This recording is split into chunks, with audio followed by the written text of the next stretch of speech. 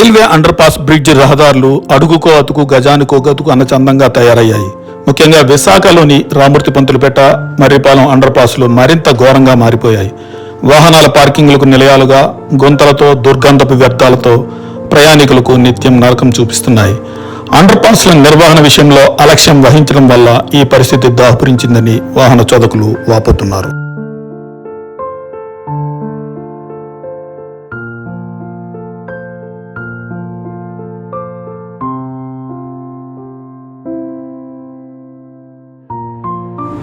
సదరు railway under pass బ్రిడ్జిల నిర్మాణంలో కీలక పాత్ర పోషించిన పశ్చిమ ఎమ్మెల్యే ఘనబాబు తిరిగి తాజాగా మరోమారు ఎమ్మెల్యేగా గెలవడం, ఘనబాబు ప్రాతినిధ్యం వహిస్తున్న తెలుగుదేశం పార్టీ అధికారంలోకి రావడంతో అండర్ పాస్ బ్రిడ్జిల పూర్వ వైభవాన్ని సంతరించుకుంటాయన్న ఆశాభావాన్ని ప్రయాణికులు వ్యక్తం చేస్తున్నారు.